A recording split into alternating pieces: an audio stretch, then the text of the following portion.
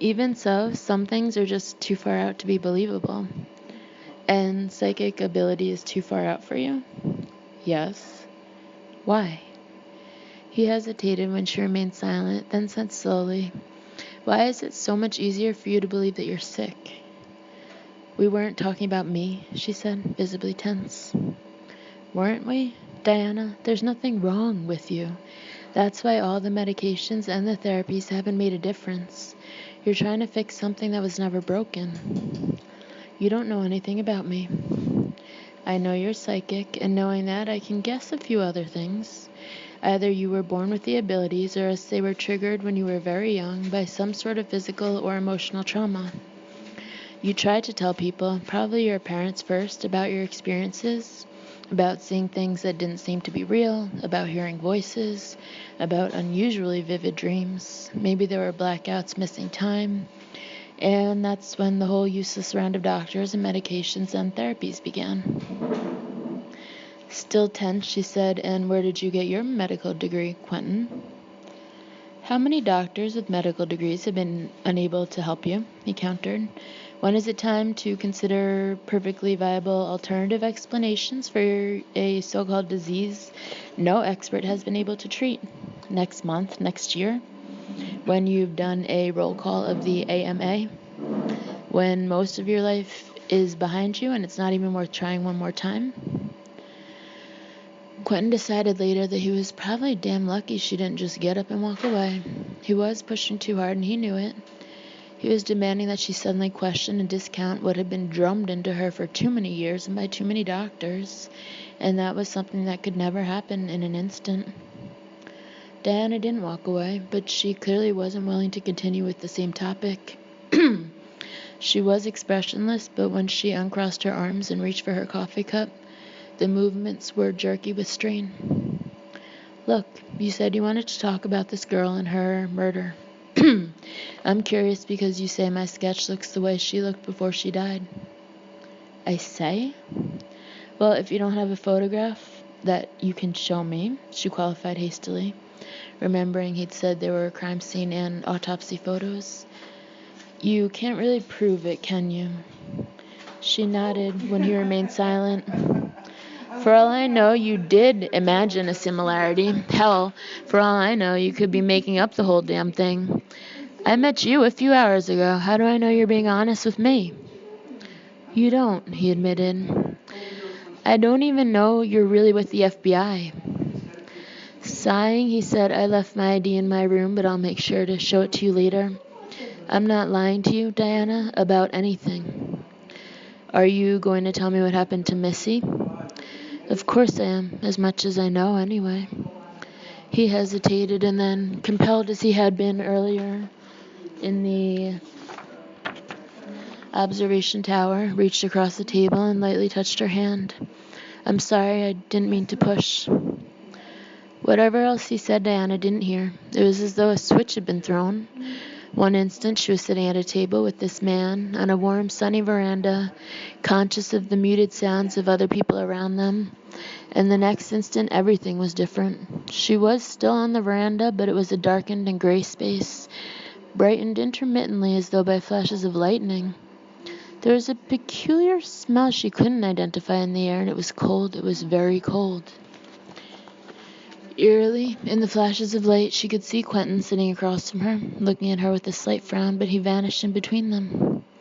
And when she looked down at the table, she could see in the flashes her hand gripping his strongly as if she were holding onto a lifeline. Between the flashes, her hand was holding nothing. She was completely alone in the grayness of almost night. Diana. She didn't want to, but Diana found herself turning her head slowly to the right. There were two large potted palms flanking the steps that led down to the lower terrace, lawn, and the garden paths. At first, that's all she could see. That's all she could see. Then there was a flash, and between the plants stood the little girl. Long, dark hair, big, sad, dark eyes, pale, oval face. Missy. In the gray twilight separating the strobe-like flashes, she vanished, only to reappear in the bright white light. "Help us." She didn't appear to speak, her lips didn't move, but with every flash she was moving closer and closer, closing the distance between them, her pallid face beginning to twist in an expression of pain, her eyes dark pools of terror. Her hands reached out toward Diana, pleading. Diana! She jerked her head around to stare at Quentin, blinking in the abrupt return to the bright warmth of the veranda. And then in the next moment, a loud rumble of thunder made her look up to see dark clouds rolling overhead, swiftly blotting out the sun and bringing a chill to the air. We'd better get inside, Quentin said over the sounds of chairs scraping against the stone surface of the veranda, as other guests came to the same decision. This storm came out of nowhere. Did it? She murmured, feeling very peculiar. Or was it here all along? What? Diana realized that she was indeed holding his hand, and it required an enormous effort to force herself to let it go. Nothing, it doesn't matter. We should get inside, he repeated, frowning as he got to his feet. Diana rose as well, automatically. She was cold, and she was scared. Her body was tingling oddly, as if an unfamiliar energy coursed through her, and yet there was something familiar about the sensation, like the distant echo of a forgotten memory. Without meaning to say it aloud, she murmured, Why do they call it second sight? Because you can see what's underneath the surface? Because you see what isn't there? Because you can see through a glass, darkly. Quentin stepped around the table and grasped her shoulders with both hands. Diana, listen to me. You are not crazy. You don't know what I just saw. Her voice was shaky now. Whatever it was real. He glanced up impatiently as the first drops of rain began to splatter around them, then took her hand and began leading her inside. Diana went, almost blindly. Maybe, she thought later, because she really didn't want to be alone just then. Or maybe it was because the answers Quentin offered were less terrifying than the probability of her own deepening insanity. Madison looked up from the very old doll she had found in the trunk and frowned as thunder rumbled. Daddy said there'd be storms. Storms a lot here, her new friend said. I like storms, don't you? Sometimes. I also like this room. Madison looked around at the very pretty, very girlish bedroom with its old-fashioned furniture and lacy curtains. But why is it secret? Because they wouldn't understand. They? Madison frowned and absently patted Angelo, who was curled up next to her, trembling a bit. He hated storms, poor baby. You mean my parents? Yes. Suddenly wary, Madison said, It's your room, right? I mean, it doesn't belong to somebody else, because I'm not supposed to go into other people's rooms, not without being asked. You can always come into this room.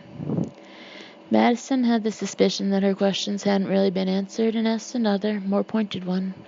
What's your name? You haven't told me. Becca. That's pretty. Thank you. So is Madison. So this is your room, Becca? It was. But not anymore? Becca smiled sweetly. I still come here sometimes, especially when it storms. Do you? I like my room at home when it storms. I feel safe there.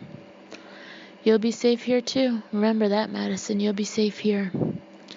Madison eyed her uncertainly. From the storm? No. Becca leaned toward her and, still smiling sweetly, whispered, It's coming.